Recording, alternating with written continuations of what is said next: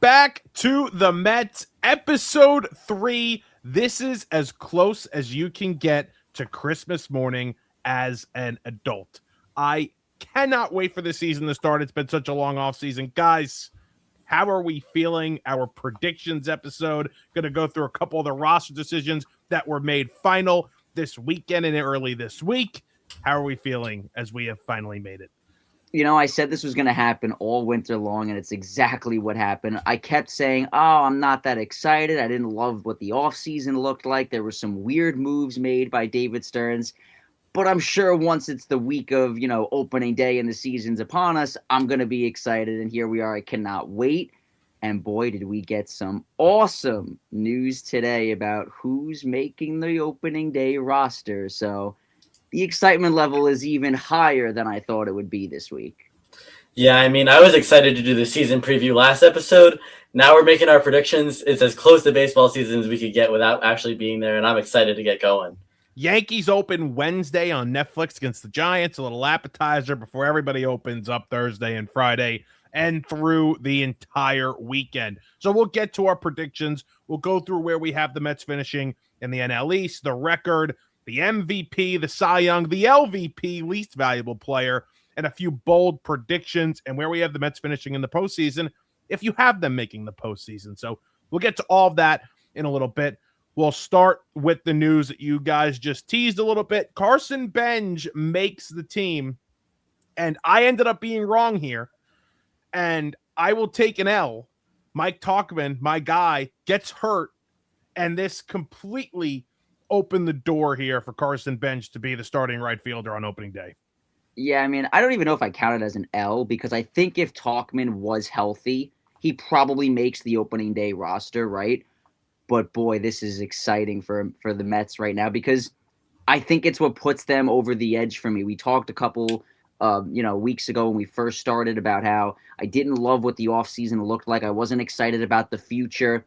Well, this is a huge piece to the puzzle of what the future looks like for this franchise, and to see it right away, I think is massive, not only for this fan base, but for the organization, because if Benge isn't what we think he's going to be, that's going to make the decision-making for David Stearns a lot harder, because where does he go now in terms of how he views the farm system? Because if Benge isn't good, what does that mean for the rest of the prospects that the Mets have? And I know every player faces different challenges and has different, issues along the way in terms of their development, but Benge is supposed to be the cream of the crop. So if he's not good, we've heard so much about how this Mets farm system has gotten much better since Stearns took over.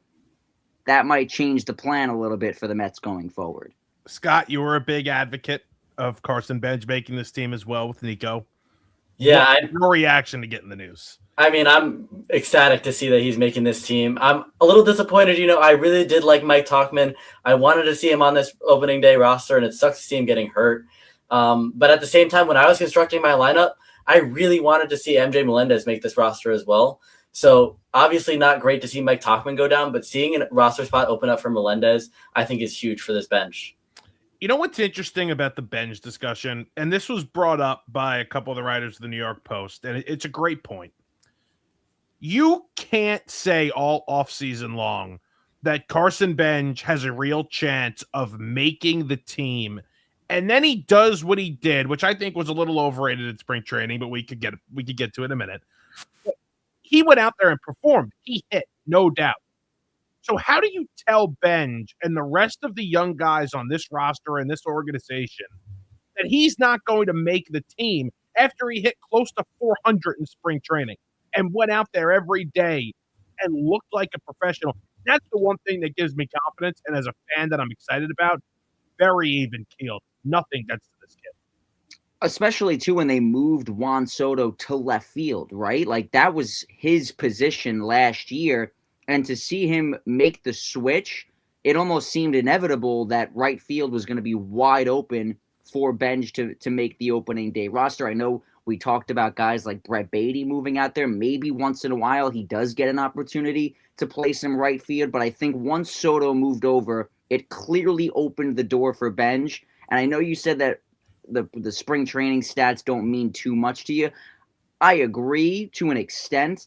I mean, when you bat 400, that's an incredible number to hit in a 30-game span. I think it had to be Carson Benge in right field. And when you're a guy like Benge competing for a roster spot, you're under an immense amount of pressure. That's in the back of your head for sure. And I think just being able to perform like that under that pressure, I mean, clearly shows that he is major league ready. He had a lot to prove. He certainly had a lot to prove. And for him to make this team, and I think it was trending that way regardless of Tauchman, to be completely honest with you. I don't think maybe he's starting right away. I think he's battling for, starts. But I think it was trending towards him making the team. He was under a lot of pressure. He was the only one really fighting for a spot here. It was really the only spot open for grabs. I mean, you want to talk about the last bench spot now? Vidal Brujan, is he going to make the team? Fine, he was fighting for a spot. But I do want to pull this up, and I'm not a huge advanced stats guy, but I got to pull this up from Bench because this does worry me a little bit with his spring trading. Do you notice he didn't hit the ball hard? Or am I crazy? Yeah, I mean, I don't think it's fair though to look too deep into that in such a small sample size. Like that's why I think when we talk about the stats, you can't look at the advanced numbers too much. It's the same thing. We'll have a conversation, I'm sure, later on this episode about Vientos and how he struggled. I think it's hard. There are ways where you can judge players, and I don't think the advanced stats do justice because over the course of the season, listen, obviously Carson Benge is not going to be a 400 hitter his entire career. It's just to see him make contact and be, putting up major league level at bats against these pitchers he's facing is, I think, the biggest key to what we were looking for. And that's what we got this spring. His barrel percentage was bad. His hard hit rate was bad. His expected weighted on base average, which I make fun of all the time. I'm not actually saying that. The thing I do but the one thing that would have concerned me with him making the team right away was the fact that he really didn't barrel anything up this spring. It was way below average in terms of major league hitters. And again, I think it's all in there. I think this kid's going to be great. So I'm not sitting here telling you he's going to be a bust. He's not going to work out. I just think that there's a chance he could have used a month or two. But as a fan of the team, I can't wait for Thursday to see him in right field and see what he can do against Paul Skeens. And obviously we'll see what Carlos Mendoza does on Thursday and even beyond that going forward this first month or two into the season. But I don't think there's going to be that much pressure for him to be that great hitter right away. He's probably going to be hitting at the bottom of the order. So if he's able to just, get on base, let's say he's in the 9 hole, his job is going to be get on base in front of the top of the order, the big bats in Lindor, Soto, Bichette. If he's able to do that, whether he's barreling the ball up or not, I don't care if he hits, 17 rockets right back to the pitcher or hits 17 bloop singles. Just get on for the guys behind you. And the other thing, too, he's a good defensive player. He's going to play defense. Arm is great. He's a fast kid. He's going to be able to defend out there in right field. So I think all of these are pluses for Benge as he gets the chance. His dream comes true. Love these stories. Love these moments. He makes the team. Okay, how about Sean Manaea? We kind of texted about this, over the weekend. I wasn't as reactionary to the news as others were. I think he's going to start games eventually. I have no hope for him. I mentioned this in the last episode, but I do think eventually Sean Manaea will be starting baseball games for the New York Mets. It's probably not a great look that we haven't even started the season yet, and now me and you both have an L attached to us because last episode I was all over Sean Manaea, thinking that he was going to have a big bounce back season. I really thought that the injuries last year is what ruined his 2025 campaign.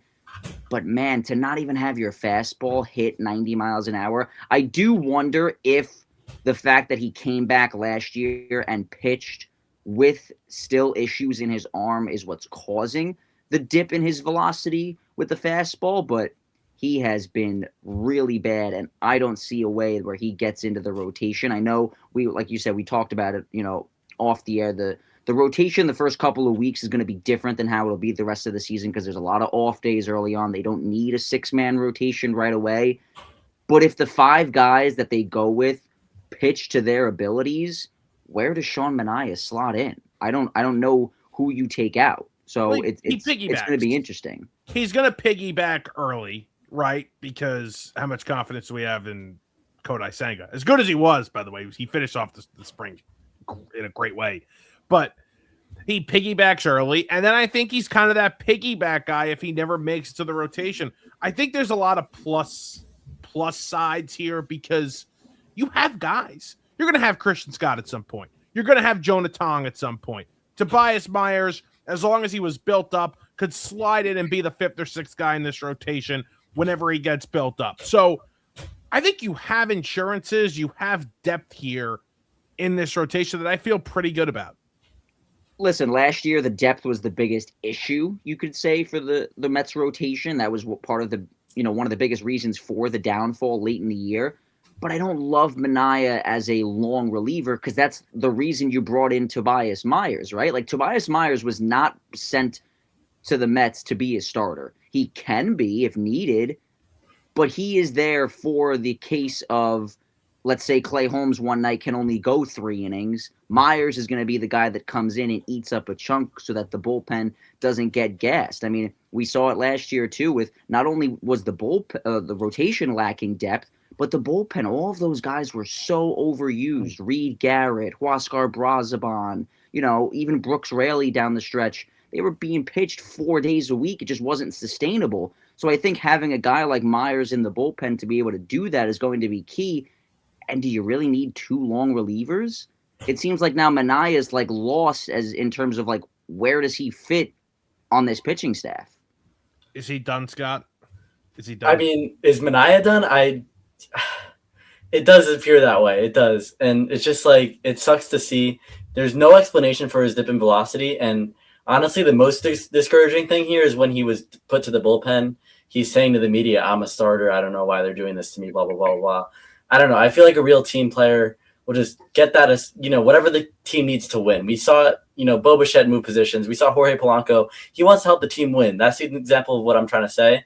But on your point, Nico, with the long relievers, whenever I think of a long reliever, I always think back to 2021, 2022 when the Mets had Trevor Williams. He was a great long reliever who ate up some innings when starters weren't having great starts. And that honestly bought us some wins. And I mean, look at us. We won 100 games in 22. So I think having a solid long reliever like that, like Manaea or like Tobias Myers, is going to be huge for the year.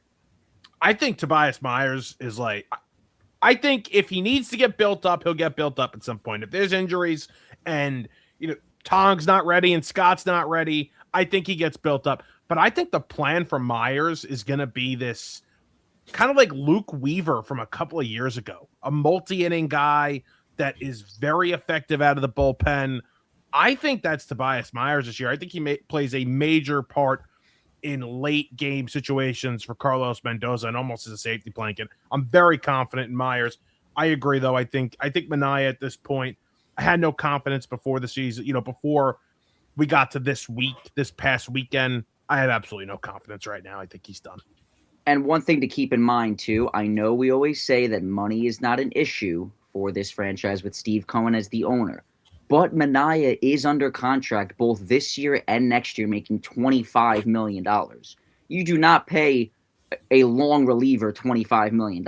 So they either need to figure out whether it's, trade him, DFA him, and just, eat the money, I guess. They can't just let that money sit there in the bullpen because that's a huge waste in my opinion. But right now it's not, and I think from what Scott said before, he can eat innings. So unless you were cramped for a roster spot, then I think, okay, then you have to have the conversation if he's not pitching well. But while you're not cramped for one, while Scott is still in AAA, while Tong is still in AAA, I'm okay with him here for a few months, even if it's just eating innings at $25 million a year. I agree with you. It's ridiculous. And it was by the way, we want to talk about bad marks on David Stern since he's become the president of baseball operations here. This is a pretty bad one. 3 years, $25 million, $25 a year. That's not a good deal at all. I will say, though, when the contract was signed, I loved it. He was coming off of his best year in 2024. I think we all did. He was arguably the ace of that staff. And at this point, we're looking at the Luis Severino deal with the Athletics as a better deal than Manaea. Just based on what the future looks like for Manaea. Which is incredible because I thought that deal was awful. Yeah. But if you flipped it, and by the way, I was totally okay with choosing Manaea over Severino at the time. I think most fans felt that way. Absolutely. That Severino was going to walk, that was going to be it. But yeah, just crazy the way things have turned with Sean Manaea. Those 2024 Mets, starting new, even year, starting new. We're good. It's going to be fun because now we're going to give our predictions. Scott, why don't you start us off? Give us your NL East standings for 2026. All right. So do you want the records too, or just the prediction, or just the standings? Just give me the standings, and we'll give Mets record after. Okay. So I got the Braves in first, the Mets in second, Phillies in third, and Miami and Washington bottom two. And what was the Mets record? The Mets are 89 and 73. Okay. Little conservative out of you. Conservative. No, I'm not going to 100 wins. No, not after last year. Okay. Nico. I cannot believe you have the Braves winning the division. I have the Phillies winning the division with the Mets in second. Atlanta comes in third. The Marlins are in fourth. And then the Nationals are going to be lucky to win 70 games this year. I think Washington's going to be horrible. And what's the Mets record? I have 87 and 75. I'm a little bit more optimistic than you guys. In first place, I have the New York Metropolitans. In second place, I have the Atlanta Braves. Third place, the Philadelphia Phillies. Fourth, the Marlins. And fifth, the Washington Nationals. I had the Mets winning the division for the first time with 92 wins. First time since 2015. You guys are not, you're bought in, but you're not fully bought in here. Yeah, I have questions about the bullpen. I need to see the back end of the rotation, go back to the way it was in the first half of last year. I mean, I'm excited for what Freddie Peralta and Nolan McLean will provide at the top, but that was never the issue for the Mets last year, especially in the second half, because when McLean came up, he was pitching, phenomenal. It was those guys like David Peterson and Clay Holmes that kind of let the team down. So as excited as I am for them to, give it another shot, I need to see it first. And then we don't know what we're going to get out of these guys that they brought in. I think Bichette was an awesome signing for, this year specifically, even if he is only here for 1 year. The Semien signing, trade to me was weird. Polanco had a good year last year with Seattle. Is that sustainable? We have no idea what we're going to get out of Benge. We have no idea what we're going to get out of Luis Robert, because is he going to go back to how he was when he first came up, or did he just need the change of scenery, or is he going to be horrible like he was the last 2 years in Chicago? So I'm skeptical, cautiously optimistic, I think is the right term going into the year. Scott, why Braves over Mets? I think the Braves, they've had a couple rough years, and I think this is the year that they stomp the injury bug, and they're under new management. I think this new manager is going to be able to turn things around out there. As far as the Mets goes, what scares me the most is the pitching depth. Obviously this bullpen's not going to look the same in August as it is right now. It's just the fact is pitchers get hurt so easily. It wasn't the case last year. It wasn't the case the year before. So it's just a lack of pitching depth, and there's too many question marks there. So I'm going to say something that's going to sound crazy right now. I have not been this confident in the Mets winning the National League East in a very long time. And the reason has less to do with the Mets and more to do with the state of the Phillies and the Braves. I think the Braves have a ton of injuries right now, especially to their pitching staff. They have off-the-field issues. Profar suspended the entire year. And there's a couple of holes in that lineup. Harris was terrible last year. I think he's better this year, but not much. I think Albies is what happened to Ozzie Albies. I think he might be done. You have injury concerns over there as well with their star players. Philadelphia didn't add anything. They're getting Zach Wheeler back off thoracic outlets and surgery. I don't love the Phillies. So they're also getting older. And they're getting older. I mean, Bryce Harper, Dave Dombrowski might have been right. He might be washed up. I feel like the NL East is more wide open than it's been in years, and I think the Mets, a rejuvenated roster, a new roster, I think have a chance to take advantage and win what I think will be an easier division to win than it has been in the past 4 years. I'm with you on the Braves. I don't think the Braves are going to be that good. That's why I was very shocked that Scott had them winning the division. I have them only winning, 84 games this year and, barely being above 500. Like you said, the pitching rotation is already banged up. Strider just went on the IL today. Schwellenbach is still out. He's going to start the year on the injured list. I'm not as down on the Phillies, though, because I still think there's a lot of talent in that lineup from Harper to, Schwarber. They got guys that can hit, and then they still have a good rotation. I know Wheeler's not there yet, but when he comes back, him and Christopher Sanchez are a great 1-2 punch. They have Duran in the bullpen to, be the back end closer, something I think the Mets are missing now after losing Edwin Diaz. So I still like the Phillies over the Mets, but I'm with you that I think the Braves are not going to be that good this year. I think, and I had the Braves making the playoffs and finishing ahead of the Phillies. I think they're strong enough because I do think they get the fully healthy season out of Acuna. I think Riley bounces back in a big way this year after being hurt for the past couple of years. Olsen's Mr. Consistent and a very good offensive and defensive player. I don't like the Phillies. I don't like the Phillies. Scott, you at 89. Nico, you at 87. I was at 92 wins, and the only one that has them taking home a division crown. Nico, who is the MVP of this New York Mets team?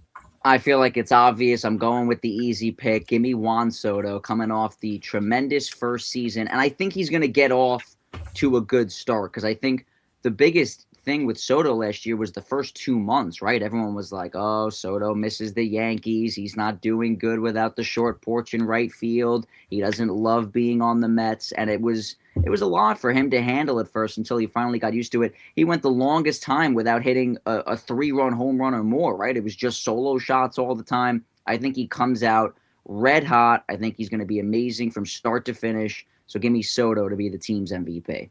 Scott? I'm going to go Lindor, not because of the performance on the field. I just think whenever Lindor rolls, the rest of the team rolls for whatever reason. We saw it in 24. I mean, I feel like if he gets off to a strong start, the rest of the team's going to follow suit. He's another easy pick, not controversial going Soto or Lindor here. Agree with you. They do go as Lindor has gone. It's been Lindor and Pete Alonso. That's how it's gone for the past 4 years now. No longer the case. I think Juan Soto wins National League MVP, not just Mets MVP, so we'll go there. That's going to be my MVP. I will start us off with Mets NL Cy Young. And this is part of my bold prediction, so I'm going to give two, so I'll give part of my bold prediction right now. I think Nolan McLean is the Mets Cy Young Award winner this year. In fact, I think Nolan McLean finishes top 5 in National League Cy Young Award voting. I think he's that good. I think he's that special. I think he not only is that talented on the field, but has the right makeup on the field as well and the right attitude to be just as good as a Paul Skeens or as any young pitcher in baseball. I read an article today talking about how he played on a World Baseball Classic team with Tariq Skubal and Paul Skeens, and his stuff was just as good, if not better, than those guys who are potentially future Hall of Famers. Sky's the limit for McLean, and I think he gets it started in 2026. I'm going to go with Freddie Peralta. I think the fact now, I hate that this is how it happened, but he did not sign an extension before the year started. So I think the fact that he's going into the year on a contract year, wants to get a big payday, he is going to have a massive year at the top of that rotation for the Mets. He's going to be the ace. He will be starting Game 1, whether it's a division series, if they win the division and, get a bye, or if it's Game 1 of the wild card series. I think they lean on Peralta this year to, take a huge lump of pressure off of McLean, right? Because last year he was the ace for the Mets down the stretch. So having McLean be the 2, I think is going to be great for him as well. But I love Freddie. I love the Freddie Peralta addition. I have him as my Mets Cy Young this year. Yeah, I'm going to go with you, Merlo. I agree about Nolan McLean. I mean, he looks so promising out there in the WBC. I do think Freddie Peralta is going to have another great year. I think we're going to have an amazing top 2 of the rotation. It's going to be awesome to watch them. But I'm going to lean slightly with McLean. He finished the year great last year, and I just think he's going to pick up right where he left off. Nolan, he's the future. He's the man. You're not shocked they didn't get an extension done, right? Or were you a little shocked? I'm not shocked. I'm more, I guess, frustrated because I hate the idea that I'm going to have this hang over our heads for the entire year, right? Because if they don't get an extension done, I think I said this in the first episode, I'm always going to look, unless they win a World Series this year, then Freddie Peralta, is, Mets royalty forever. If he walks after the year and Jet Williams and Brandon Sproat become studs for the Brewers, we are going to look back and say, oh my God, what a horrible trade this was for the Mets. To have a guy, sure, if he, goes out and performs fantastic and they get to the NLCS and lose to the Dodgers again, 5 years from now, we're not going to remember that as, worth giving up Jet Williams and Brandon Sproat. So they have to get a deal done if he does perform to, the caliber of pitching that he did in Milwaukee. We've seen guys come to the big market from a small market and suck. Like, look at Devin Williams last year on the Yankees after coming over from the Brewers. So got to see it first. But if he is what we think he will be and they don't get an extension done, I think we're going to look back and say, yikes on this trade. Do you get any PTSD from the Francisco Lindor situation, though? Because, and I wanted it just as much as anybody else, the extension done before the year, and he got it done at the buzzer last year, in 2021, Cohen did. And you probably, if you didn't do that deal, probably got him for at least $40 million cheaper if you would have waited, which is not a big deal in the grand scheme of things. But does that worry you at all? And, I'm almost okay with it. Go prove it. If you pitch incredibly well this year and you demand $200 million, $220 million over 8 years, fine. Because that's what he was going to ask for anyway.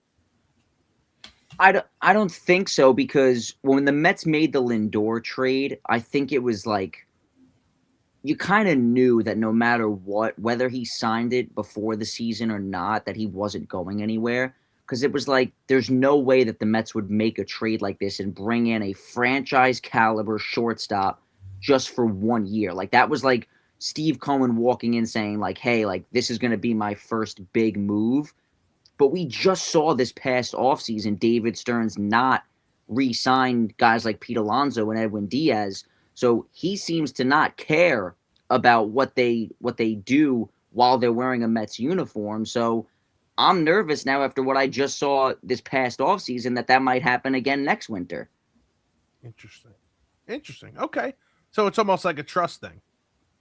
Yeah, I don't trust David Stearns to get it done after him not even offering Pete Alonso and then not matching what the Dodgers offered. I'm not blaming him for Diaz. I don't blame him for Diaz. Diaz didn't want to be here, and that's the thing that I actually am not worried about Freddie for that reason, because what I've seen from him in camp, he loves it so far. He loves the whole clubhouse. He's loving the vibes. He obviously hasn't set foot in New York yet, but as far as Port St. Lucie goes, he looks like the happiest camper there. So I think he enjoys the franchise so far, and I don't think we're going to see a similar thing next offseason if it comes down to the Dodgers and Mets, and the Mets offer $2 million less. I don't think he's going to wander off to the Dodgers just like that.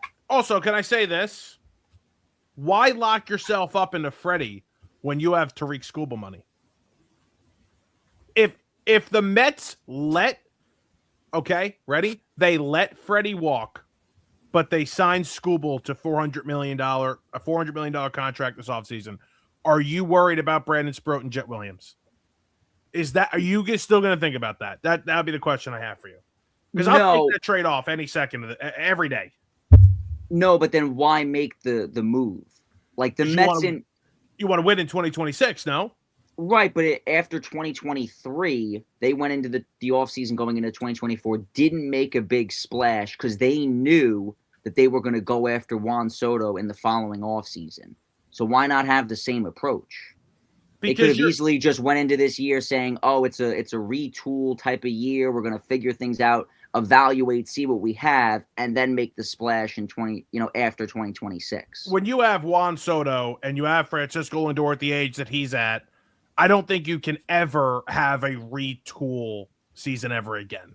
And you have these younger players coming up, and you expect some of them to make impacts on this roster. And I just think the farm system's in a good spot where, you know what, they could trade for a rental. They have the ability right now to say, you know what, we got some money. Let's just, and money meaning prospects, we could throw it away for a rental. That's perfectly fine. Listen, if they sign Tarek Skubal, I'm not going to be like, oh my God, I can't believe they did that. Of course, that'd be awesome. I just don't see the logic in, because if you were going to do that, then why not just try and trade for Skubal now? Because it probably would have costed McLean, or could have costed Jonah Tong, Carson Benge. I was totally okay with them not making even an offer for Skubal, because I didn't think it was gettable.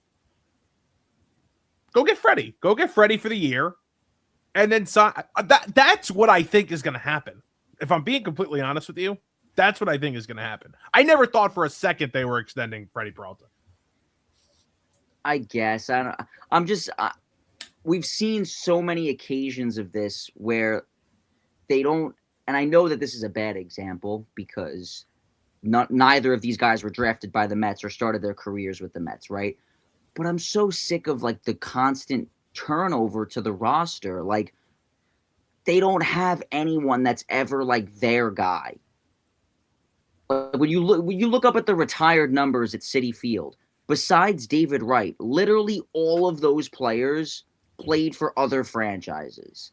So I'm not saying that I, care more about keeping Freddie Peralta instead of Tarek Skubal, because obviously Skubal's the better pitcher, and the number one goal here is to win a World Series, and I think Skubal gives you the best chance to do that.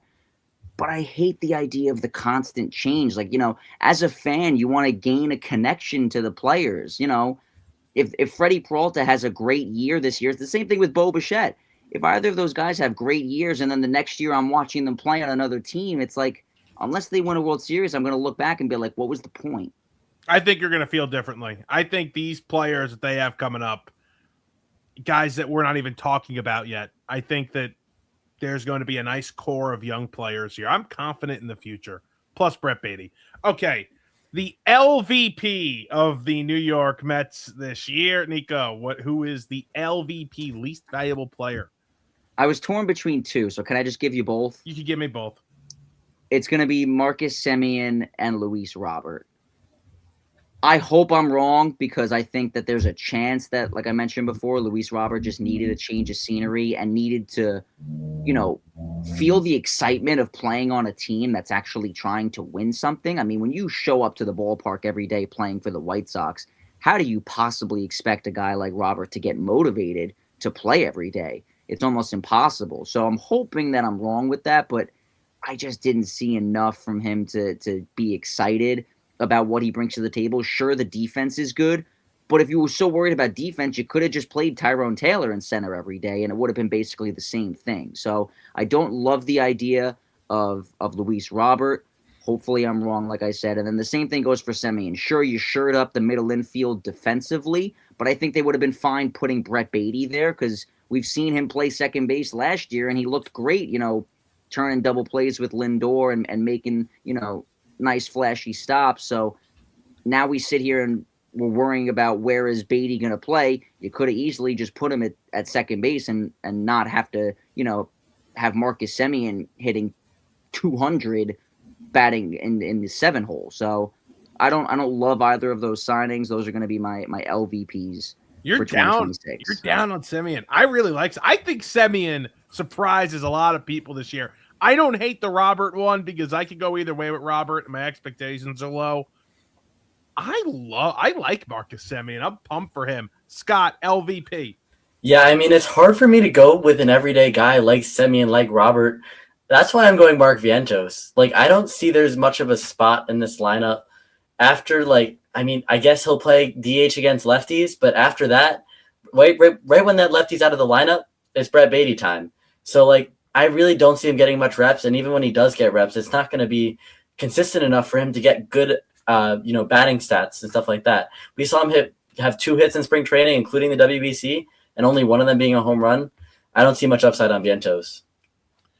Yeah, so my LVP is going to be Mark Vientos as well. I think you would struggle to find me a more useless baseball player in the league than Mark Vientos. He can't defend anywhere. He can't run. He's slow. He might be slower than me. I mean, seriously. He might be slower than me. And he really can't hit. I mean, I think there's enough evidence to say that he can hit. So my LVP is going to be Mark Vientos, and I'll say this, by June, he is either DFA'd or traded off of this team. I think that, and that might actually just contradict exactly what I said, but I think he's that bad in the first couple of months there where he's gone least valuable player. All of those things that you just mentioned, though, right? The speed, the lack of defense. Who does that remind you of? How about across town, Giancarlo Stanton? I'm not saying that he's as good as Stanton. I thought you were about to try and compare him to Semien. I was like, wait, Semien can defend. I'm not saying he's as good as Stanton, but we saw flashes or almost a whole year's sample size of him being as good as Stanton, and in the postseason too. In a big market, we've talked so much about these guys coming over from Milwaukee that can't hit in the big moment or can't pitch in the big moment. This guy was awesome in big games in the postseason with the season on the line. We saw him perform at the highest level. I think, and I could be wrong, I just think that if you let him be the designated hitter, enough worrying about the defense, because that has to be weighing on him mentally, that Brett Beatty is over there making great plays in the field while he can't field a ground ball or make a throw over to first base cleanly, more than half the time. If you let him just focus on hitting, I think there's enough potential there where he almost could be just as good as Giancarlo Stanton as just a designated hitter. The problem is right now with the way they have this roster constructed, I think there's going to be days where you have to DH Beatty. And who's the better bat? I think it's clear right now that Beatty's the better bat. So you got to get Beatty's bat in the lineup. But we talked about this last episode. Who's replacing the power that they're leaving behind with Alonso? I mean, that guy was hitting 40 home runs a year. Nobody that they brought in is able to do that. Bichette is more of a contact hitter, and he's going to hit 300, which is perfect for, someone like that to be behind Soto. Polanco, sure, he'll hit 20 home runs, maybe have an 800 OPS. And then we talked about the other guys, like whether it's Semien, Robert, even Benge. None of those guys are going to provide the power that Alonso's leaving behind. I think that's a big key to their success offensively. I just don't think he can hit. I think there's more evidence that he is not a major league hitter than there is that he is. I'm out. I'm completely out on him. But we'll see. We'll see. I was defending him all offseason last year too, because there are a lot of advanced metrics that told you he's not going to do it. He's not going to replicate what he did. And look what happened. And I was defending him. I was a defender last year. All right. Where do we have the Mets finishing in the postseason? Scott, I will start with you. I'm going to save myself for last because I'm going to assume I have them going farther than both of you. So I had them as a second wild card team. And honestly, facing the Dodgers in the NLDS, they fall to them. So that's as far as I have them going. Okay. Nico? I have them as the first wild card. I think they'll be hosting the wild card series. They'll play the Cubs. I think when you have Freddie Peralta and Nolan McLean going in a short series like that, it's going to be tough to beat. The Cubs rotation is not, at least at the top, is not as good as that. So I think the Mets win the wild card series, but then I agree that they are going to lose in the division series. They'll play the Phillies, and it'll be a little revenge from 2024. Wow. I pray to God that I'm wrong, because that would suck, losing to the Phillies in the playoffs. But I think the run will end in the NLDS. I didn't want to just say that they'll make the NLCS and lose to the Dodgers again, because it's like, all right, so we're just going to repeat what 2024 was. So I tried to change it up a little bit. They'll lose to the Phillies this time around. So I changed it up a little bit. I had them as the 2 seed, getting a bye for the first time. And I had them beating the Cubs in the divisional round and then losing to the Dodgers in 6 games in the National League Championship Series, like what happened in 2024. But I did give us a little bit of more of a run. So at least we had something to enjoy in my scenario. And a division title. I don't think anybody's going to complain about that. The Dodgers, obviously, are the Dodgers. Bold prediction time. I gave one already. I have another one loaded up in the chamber, though. Scott, I will start with you. Your bold prediction for 2026. Jorge Polanco will win a Gold Glove at first base. Wow. I think, obviously, the second baseman, he was a an all right second baseman, but I think, first base, I don't think it's going to be that hard for him to pick up. And once he gets acclimated, I think he's going to be all right. Wow. You're not worried about him scooping the balls out? No, not at all. Okay. That's my concern. That's my one concern. I think his range will be good, obviously, above average. I'm worried about like the easy fundamental things at first, but you're right. If he picks that up early, that's not awful. Miko, what do we got? All right, I kind of hinted at it a little bit earlier when I was talking about this player specifically, but I think that Bo Bichette will win the National League batting title. Mets haven't had a batting title since McNeil in 2022. I think him being behind Soto is the perfect spot for him. I mean, we'll see what Mendoza does, obviously, on Thursday. Who knows if that actually will be the lineup, but I think it's a perfect spot for him. He is a guy that is just such a good professional hitter. He knows how to take strong at-bats. Even if the power is not there, he puts the bat on the ball, makes great contact. And similar to how we were talking about Peralta, it's technically a contract year for Bichette because he can easily opt out after the first year of his deal at the end of this season. So I think he's going to want a big payday. He was injured last year. I know they had the run to the World Series. He hit the big home run. That's kind of what allowed him to get the $42 million this year, but didn't seem like he was getting a big payday with a long-term deal, right? Because Philly offered him, 7 years, $200, Yep. Whereas the Mets gave him more AAV for a short-term deal. Similar situation to Alonso, last offseason when he was, trying to find a team that would give him a big payday with a long-term extension or contract. So I think Bichette's going to have a big year and he'll win the batting title in the NL. I think Bichette drives easy drives in over 100 guys this year. Mm-hmm. Hitting behind Lindor and Soto. Great take there with Bichette. My bold prediction. Who is Edwin Diaz? I think Devin Williams has an unbelievable season as the Mets closer. I think he's the reliever of the year. I think he's that good. I think he outperforms Edwin Diaz in LA. And I seriously think that we forget that we lost Edwin Diaz this past offseason. Devin Williams returns to his Milwaukee Brewer form in 2026. I think that's going to be the biggest key to the season, if I'm being honest, because when I did the prediction and I did the record, I gave them 87 wins because I do agree that there's a very good chance that this team is good enough to win 90-plus games. I was just skeptical of the idea that, they're gonna blow games. That's my biggest worry, whether it's Luke Weaver in the 7th or 8th inning or Williams in the 9th. If I'm rating them on what their record could be, sure, they might be a 92-win team, but then I had in the back of my head that there might be 5 games that Devin Williams blows, and that's what causes them to be 87 and 75. So if Williams is what we are hoping, where he's, back to his old form in Milwaukee, just as good as Edwin Diaz, maybe you're right. Then they do win, 92, maybe even more games this season.